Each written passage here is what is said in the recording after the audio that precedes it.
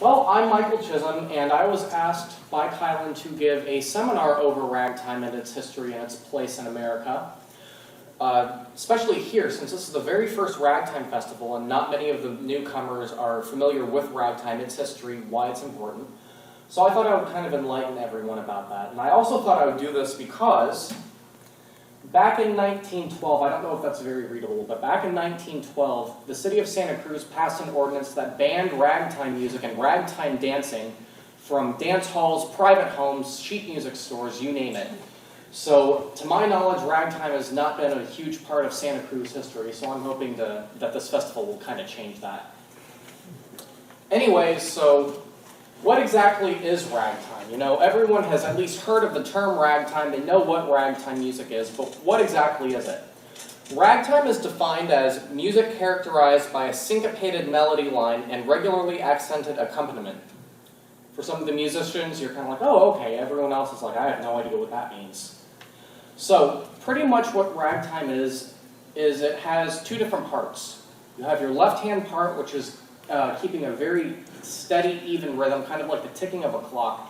The right-hand melody, or syncopated melody, what it does is it kind of put notes between these downbeats and upbeats and kind of stressed those and made them the important notes, which was not done in music prior to this.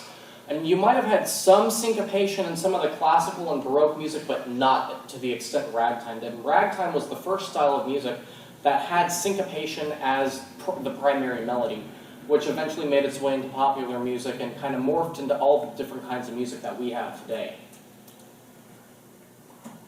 And to just kind of show you what syncopation is, I put two different clippings from different pieces. The top one is a march from 1898 called Marjorie. You'll see how all the notes in both hands line up together. That is not syncopated. Now take a look at this one down here. This is a rag from 1909 called Calamity Kid. You'll see how there are notes that fall in between these downbeats and upbeats, and you'll see how they're tied over so they're even more stressed than they normally would be. That's what syncopation is. That's what ragtime did to music, and that is what makes up all modern music that we have today. I do not care who you talk to, ragtime is the mother of all modern music because of its syncopated melody lines. Now, I can say with authority we do not know where the term ragtime came from, although you can tell as many stories as you want. We have reason to believe that people just put ragged time together, and that's where it came from. I'm not entirely certain that's the whole story, but I would imagine that's relatively close. Now, ragtime actually got its start way, way back in the slave days. Not traditional ragtime that we know now, but a lot of the slaves who came over from Africa brought their syncopated rhythms that they already had there, coupled them with the hymn music and the folk music that people brought over from Europe, and just kind of played around with it. And they had stringed instruments like banjos and things related. So what we think they probably did was they took any three notes of a chord in a song, kind of played them in any kind of variation, and that's where we got all those syncopated melodies. And there are actually several rags that kind of emulate a banjo sound with those repeating notes, like this one. Scott Joplin's very first published rag, original rags from 1899. Now, if you'll look at a section like this, you'll see you have the same three notes repeating over and over, which is kind of a banjo effect. Now, we know that Joplin's mother was a banjo player, so we have reason to believe that that's where he was first introduced to any kind of syncopation, which eventually helped him become the king of ragtime, the father of ragtime that we know him today. And not even this, if you look at his Maple Leaf Rag, which was his most popular tune, the very first section has that same three-note repeats of the chords, so we have more reason to believe that he was heavily influenced by banjo music. Kind of on that note, which I don't know why I didn't put it in here, Louis Moreau Gottschalk, who composed a lot of music in the 1840s through I think like the 1860s or 1870s, has even said in memoirs that he was heavily influenced by the blacks playing banjos, and a lot of his music is actually heavily syncopated. And he credits banjo players in America with introducing him to that syncopation. So that kind of backs up our theory that banjo players really started ragtime. Now, ragtime really kind of started out as an improvisational thing and eventually made its way into sheet music form. And the earliest kind of rags we had were called cakewalks. Rhythmically, they were rather simplistic. They were not very syncopated, but they had just enough syncopation in them to be considered ragtime. Now, what cakewalks were, it was a dance. People would gather in dance halls, and people would be playing cakewalk music, and you pretty much just marched around in a circle, and whoever came up with the most creative style of dance won this huge, magnificent cake. And so that's what cakewalk music was. Now, originally there was supposed to be a piano in here for me to play different selections so you could hear what everything sounds like, but I don't know where that is, so I guess I won't be doing that. But most people here will be playing cakewalks. I know I'm going to be playing several throughout the festival. If you ever get to sit into John Reed Torres's sets, he plays a lot of cakewalks. Tom Breyer does. Elliot Adams plays a lot of them. So you'll hear some cakewalks. Generally, they'll be announced as cakewalks, but you'll see that unlike original rags, the score is not quite as syncopated as most other rags were. And this piece of sheet music right here pretty much sums up how cakewalk music was scored. You'll see it kind of syncopated, not really, a little simple compared to other pieces of music. So that was cakewalk music. This was the earliest printed style of ragtime that we had. These are just some examples of some other popular cakewalks you might hear around. At a Georgia Camp Meeting is very popular. It's still played a lot today by various bands. Creole Bells is something that you might hear throughout the day. That's the one that I actually performed this morning. And at a Darktown Cakewalk, which was pretty popular back in its day. A little bit of trivia. At a Darktown Cakewalk was actually the very first tune that ever had the break da-da-da-da-da-da da-da actually printed in sheet music. That is the very first tune that ever did that. Now, 1897 comes around, kind of at the midpoint of the cakewalk era, and a band leader in Chicago named William Prell produces this piece, the Mississippi Rag. This was extremely, extremely important in ragtime because this was the very first tune that actually put the word rag in the title. Now, if you noticed earlier, you know, you had Galloping Jasper, you had At a Georgia Camp Meeting, you just had these very descriptive titles. No one had ever put rag in a title. Things would be subtitled Ragtime March, Characteristic Ragtime March, you know, things like that, but no one had ever put rag in the title of a piece of music, and so he was the first to do that, and after he did that, everyone started doing that. So 1899 comes around. People are still writing cakewalks. They're becoming a little bit more syncopated. And then Scott Joplin comes back on the scene and publishes this piece of music, the Maple Leaf Rag, which was his biggest seller. It is one of the few rags that has been in print from its initial publication in 1899. And this kind of let people know, oh, well, we can do a lot more with ragtime than what we were previously doing. It is about as syncopated gets. And initially when he composed it and published it, it wasn't a hot seller. People were not used to this level of music. And so it didn't really sell all too well. And then in 1902, when John Stark, the publisher, moved to St. Louis, he reissued it and it sold like wildfire. Every year had a new edition. And again, it has been in print ever since 1899. I should also add that this is the first edition cover. There is a more popular cover after Stark moved to St. Louis that just has a big green maple leaf stamped in the front. This one right here, as far as I know, we only have 8 copies of. And if you can get your hands on it, I know a guy who would be willing to pay upwards of $30,000 for it. So keep your eyes peeled when you're looking through antique stores. Is this one yours? No. And I am one of the people who actually found one, by the way. But yeah. So if you can find one, I know some people who could take care of you for a while. So within this presentation, I'm going to kind of go off in tangents. This is one of those tangents. Scott Joplin is the one we consider to be the king of ragtime. He really kind of set the standard for what ragtime was. Well, there are 3 other composers who we consider, or 2 other composers who fall in the category of the big 3, who were really revolutionary in ragtime and kind of helped shape what it is today and kind of set the bar for what ragtime should have been. This man right here, Joseph F. Lamb, was the second of the big 3. He was a very good friend of Joplin and was actually heavily, heavily influenced by Scott Joplin in his early years of composing ragtime. And his very first published rag, Sensation Rag, if you listen to it, sounds like something Joplin would have written. Now, Lamb was a classical pianist, classically trained, played a lot of classical next to ragtime, so he eventually morphed his style into a slow, lyrical, classical style, like this piece right here, Nightingale, was modeled after one of the Chopin nocturnes. Now, I'm not classically trained, so I couldn't tell you which one it was. But he did throw a lot of classical music into ragtime, just to show that it wasn't too far off from what people were used to. Now, the third of the big three was this man here, James Scott, who I have heard was a friend of Scott Joplin, but I've heard some people say he was not, so I'm just going to say that he was.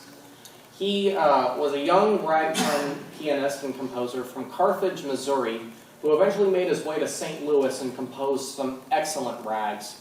He kind of reminds me of Joseph Lamb in the fact that his music was extremely thoughtful. There were lots of chord changes and harmonies that you didn't necessarily see in ragtime. But he definitely had a style of his own. He had very long, gorgeous runs of the keyboard. He had calls and responses throughout his music. So he really kind of did that, and a lot of composers actually tried to copy his style throughout time. Now, kind of going back a little bit, in 1899, I believe, the same year Maple Leaf Rag was published, a guy up in Detroit named Harry P. Guy wrote the very first ever ragtime waltz. Now, everything up to this had been ragtime marches, ragtime two-steps, ragtime one-steps, cakewalks, and he thought he would do something a little different. He came up with the first ever ragtime waltz. And ragtime waltzes were composed from the time this was printed up until 1918, the very end of ragtime. So this was another style of ragtime. I don't know too many people who actually play these particular pieces, so you might hear some every now and then. Tom Breyer, if you wanted to hear one, would probably be your best bet to hear one. So after the publishing of Maple Leaf Rag, ragtime got a little more creative as far as the rhythm and harmonies go. Lots of ragtime, however, stayed to the 1-4-5 chord progression of early folk music and even modern-day folk music, and so we call those folk rags. They were a lot more syncopated than cakewalks, not too terribly syncopated, but they stuck to these chord progressions and kind of stayed that way through the whole music. This tune right here, Hat Little Nose, by T.A. Dugan, who was actually a dentist in New Orleans. He was a very, very interesting man. This is probably my favorite of the folk rags. It actually, in several band catalogs back in the day, they described it as a description of the life along the New Orleans levee. Now here you'll see it says like people gathering at evening on the New Orleans levee, the pranks of Hap Little Nose. I have no idea what these pranks are. It does not say anything throughout the remainder of the music, but I have reason to believe that he witnessed something or knew someone that kind of inspired him to write this piece of music. But this is about as folk raggy as ragtime gets. And actually tomorrow at I think 1 o'clock, Tom Breyer and I are playing a 2-piano set at the parish hall over at the Calvary Church. This is the tune we're opening up with. So if you wanted to get a good idea of what folk ragtime was, you could come listen to us play this one. Now, come 1906, a man in Kansas City by the name of Charles L. Johnson composed and published the Dill, Pickles, Rag. This was a very important piece because it introduced what we call a 3/4 melody. Kind of like a banjo effect, it was the same 3 notes, you kind of went up and kind of repeated them, da-da-da-da-da-da-da-da-da-da-da, like that. So he introduced that and ragtime musicians everywhere used it. In 1908, George Botsford used that same pattern and composed the black and white rag, which was one of the most popular rags to ever come out of the United States. It eventually made its way over to Britain, where Winifred Atwell in the 50s made it an even bigger hit there in Australia, all over Asia, all over Europe. So it was a very, very popular tune back in the day. 1906 was also another very important year because a young lady up in Milwaukee, Wisconsin, named Adeline Shepard composed this tune, Pickles and Peppers. This was a very, very important piece because this was the very first tune written by a female composer that sold over 1 million copies. This was and is still the most popular rag ever composed by a female. And it was actually a very neat tune because it followed a march structure. Now think of like the Stars and Stripes forever. You had your introduction, You had your first section, the second section, a third section which kind of acted as the chorus of the tune, and then 2 dogfight interludes, which were just kind of segues into the next tune. What this piece did that was extremely important was the trio, or the chorus, was unsyncopated. It was actually played as a march. The 2 repeats following, she played it in ragtime, and no one had ever done anything like that before in music. So she was she is credited with doing that the first time. And she is very, very important. She didn't put out too much after Pickles and Peppers, but this was her biggest seller and her most popular tune, and is still very, very popular today. Now, 1909 comes around.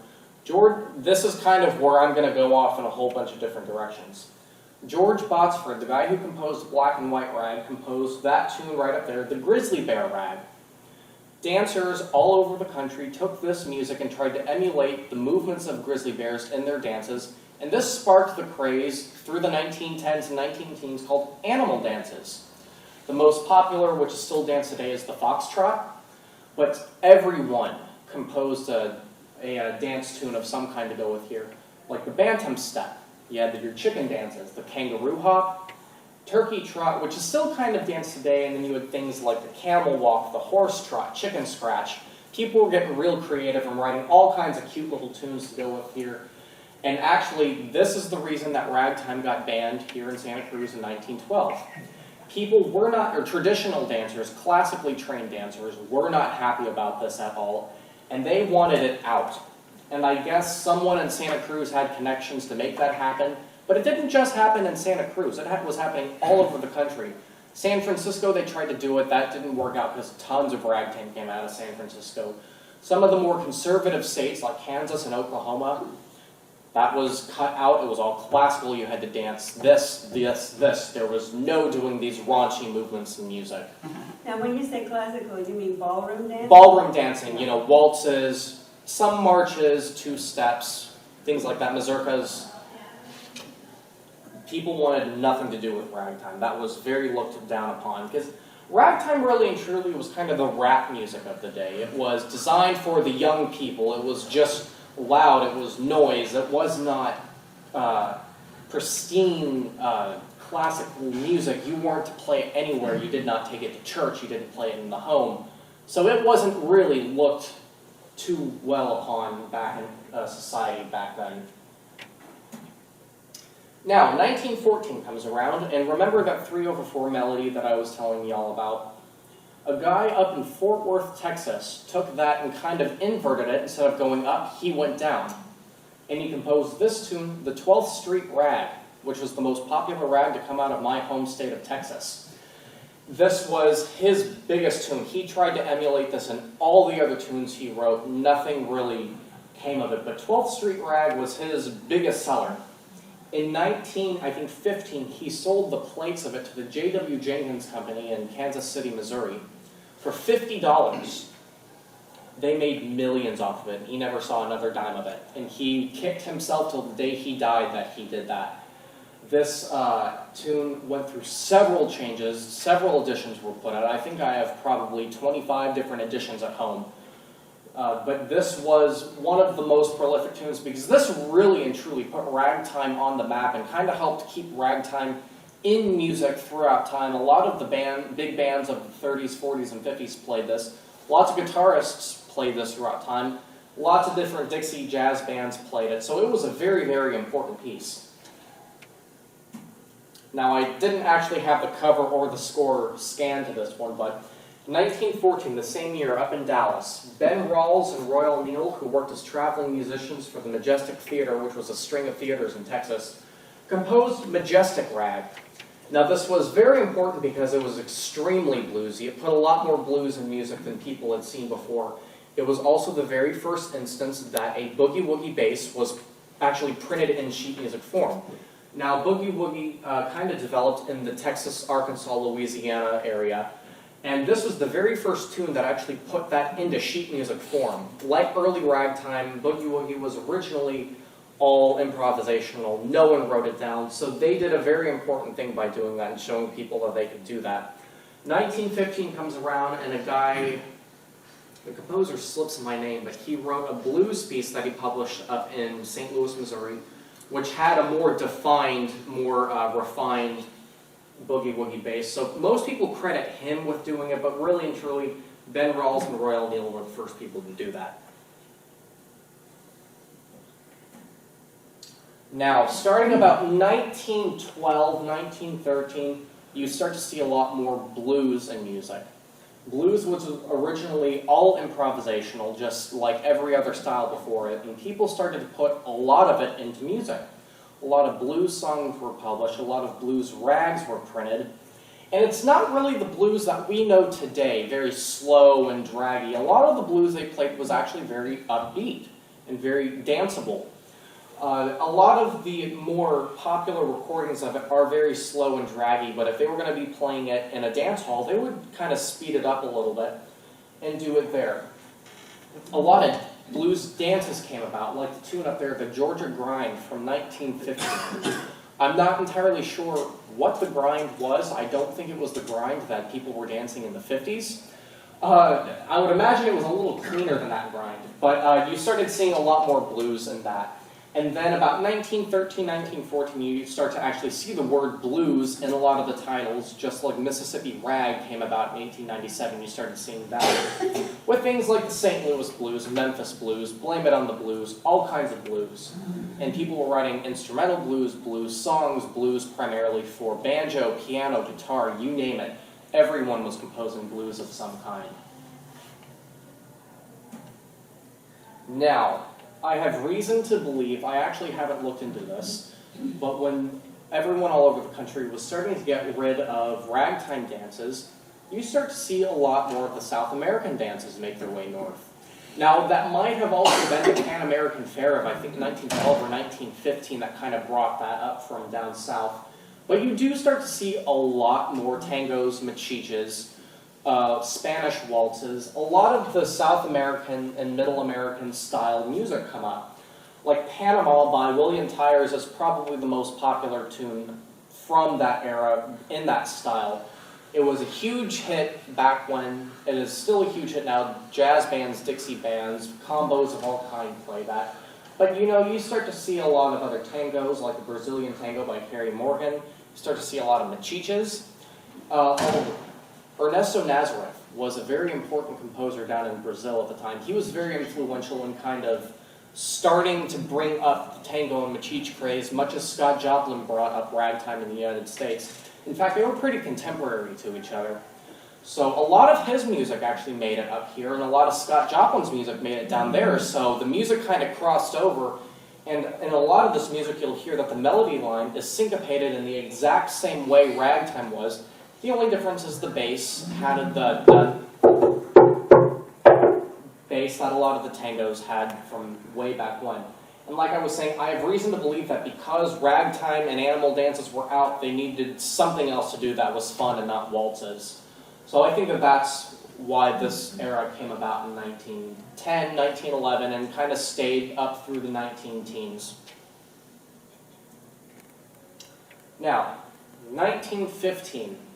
A man up in New York composes this piece, Nola, which we consider to be the very first novelty hit. Now, novelty piano was a style of piano that came about 1918 and just took off in the 20s. What novelty was is it was people who were trying to get into making and selling piano rolls. They would write these rags that were a little bit more complex than rags we had before. There were a lot of more swing rhythms in it. There were lots of characteristic breaks that you didn't see in ragtime. Lots of very unusual harmonies and chord changes, key changes, rhythmic anomalies you just didn't see in ragtime. In this tune right here, Nola, which was an instant hit as soon as it was printed in 1915, and actually has been in print since then, just like the Maple Leaf Rag, this is what we consider to be the first novelty tune. Everyone tried to model this in their music afterwards, and there are several novelties, like a tune from 1926, I believe, called Polly. Everyone jokes that Polly must have been Nola's sister because it sounds exactly like Nola, and Nola is actually printed as an ad on the back. So novelty really took off, and if you want to hear some excellent novelty music, go listen to Vincent Johnson. He plays nothing but novelties, and actually, if you saw his set this morning at the Calvary Church, or the Parish Hall, you got to hear some excellent novelties from the era. The novelty era kind of started, not necessarily 1915, kind of picked up in 1919, and really went through the 30s and 40s before you started to get into a lot of the jazz and improvisational stuff that a lot of the pianists were doing. So, about 1920, ragtime starts to pander out. You start to see a lot more novelty piano. Up in Harlem, you start to see a lot of stride piano. What stride was, is it was pretty much a form of jazz that kept the ragtime bass. You weren't improvising both hands.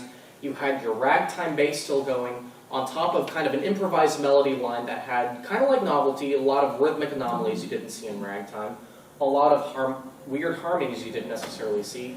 And what stride really did is that you didn't compose a stride solo. You took a song, a popular song, or a theme from a popular piece and kind of did your thing with it. And that's kind of what stride was. And stride was, back then, strictly improvisational. If you wanted to learn a certain piece, you had to follow someone's hands and learn it from them.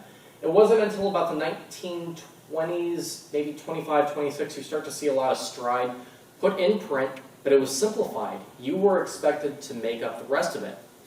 So ragtime kind of panders out, and you start to see a lot of jazz, blues. Jazz eventually morphs with folk music and turns into early rock and roll. Rock and roll in the 60s takes off, and it branches off into pretty much everything we have today, starting in 1970, 1980, up to now.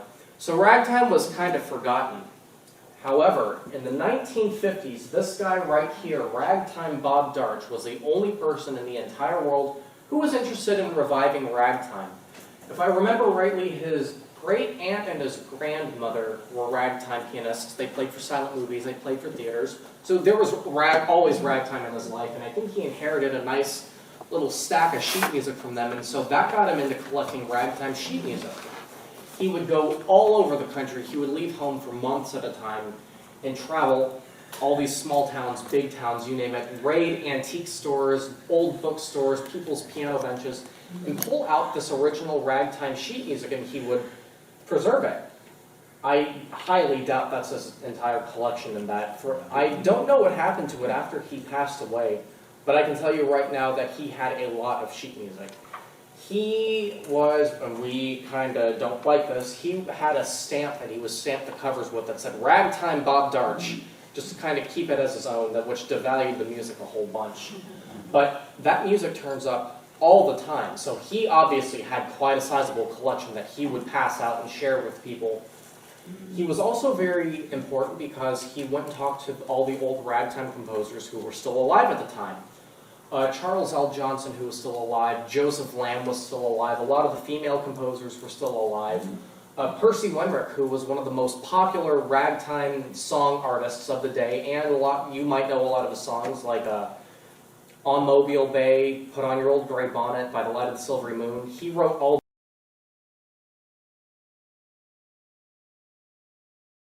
these people, finding out that things we didn't know previously, getting to know these people, getting these rare originals, helping preserve their music, and influencing a lot of younger people who were just getting into ragtime, like the ragtime giant Trevor Tishner, who lived in St. Louis, who was one of the most important ragtime sheet music collectors and historians we have today. He discovered so much. He put out books of sheet music of these really rare pieces, and he helped preserve a lot of pieces that, had he not done it, would have been forgotten today. So Ragtime Bob Darch was extremely, extremely influential in kind of helping to preserve ragtime and sort of getting it to where we are today. Now, on a side note, and I could do an entire seminar over this too, because Ragtime Bob Darch was the very first person in ragtime, whatever he didn't know, he kind of made up the history, and so some of the things up until recently that we thought to be true were not true, and we've since kind of sorted that out, but he did do a lot in finding out the real truth about ragtime. Another note about him, and I could go on for hours about this, he claimed to have had a lot of pieces that do not exist or that no one has found yet. For example, Scott Joplin was another classically trained ragtime composer. At some point, he composed an opera called Tremonisha, which he had a hard time getting published, but he eventually did have it published. And for a while, it was actually a big hit. He tried to have another opera, A Guest of Honor, published. It never fell through, so all anyone ever had were the manuscripts of this piece. And it did a small tour across the country. However, in one tour up in Springfield, Illinois, I guess the guy who said that he would pay for Joplin and all the musician and all the actors and singers' rent didn't follow through with that, so the boarding house they were in kicked him out. All their stuff was confiscated, and his trunk that had all the manuscripts in this was tossed out. I might also add, within this trunk were a lot of manuscripts to symphonies, piano concertos, rags, waltzes, marches, songs that he had not published. So those were gone, and we have been looking for that trunk ever since. Getting back to what I was saying, Bob Darch claimed to have had a copy of A Guest of Honor, and he would play it, little snippets of it, at things like this, at the ragtime festivals, at ragtime meetings, but he would never show it to anyone because of what he said were copyright problems. It doesn't exist. So, ragtime kind of pandered out. He helped kind of bring it up, and then in 1973, the movie The Sting comes out, and Marvin Hamlish got his hands on a book of Scott Joplin's music that someone published, I can't remember who, and just went all out with Joplin's music. A bunch of his stuff was used in this movie, and really helped to kind of put ragtime back out there. Lots of ragtime books started to come out after this movie. You started seeing a lot more as far as printed sheet music come out. Everyone was playing ragtime now. Smaller ragtime festivals were starting to pop up around the country. None of them really stuck until about the late 70s when things like the West Coast Ragtime Festival in Sacramento, the Scott Joplin Ragtime Festival in Sedalia, Missouri, started to come up, and they've stuck ever since. They really helped to showcase the importance of ragtime, which, like I was saying, is extremely important because it introduced syncopation to the melody lines of music, which is what all modern music is made of. And then within recent years, like this festival, lots of smaller ragtime festivals have popped up, and people just keep it going, and we're always recruiting new musicians and new fans, and so it's very much popular. It has not died, and I have a feeling will be popular for years to come. So, ragtime, like I was saying, is the mother of all modern music. It introduced lots of musical qualities you see in a lot of music today: chord changes, melody lines, harmonies, chord structures, syncopation. So most people, especially musicologists, I've gotten in several arguments over college music professors who say jazz started it all. And I ask them, well, what came before jazz? And they kind of stare at you with a blank look, and I said, well, do you know what ragtime is? Oh, you mean that just parlor music? No one ever plays that. And so I have to really do this whole spiel for them about why it's so important. But just so you know, next time you're listening to your favorite song, just know that the little old man playing the piano and all those spaghetti westerns started it all. And I think that's it. So that's kind of the history of ragtime in a nutshell. So since I ended a lot earlier than I was anticipating, are there any questions about ragtime or any of its components? Yes. Weren't there a number of TV and other performers that were putting ragtime back on in the 50s? Yeah, people like Joanne Castle and Big Yes. Penny Little on the Lawrenceville show, Johnny Maddox. You forgot Max Morath. Max Morath, I don't know how I forgot Max Morath. Yeah, you better go back and... I can tell you right now, he was probably bigger than Bob Darch. He had how many years did his television show on? I'm not sure how many years exactly. But for a while, and he just really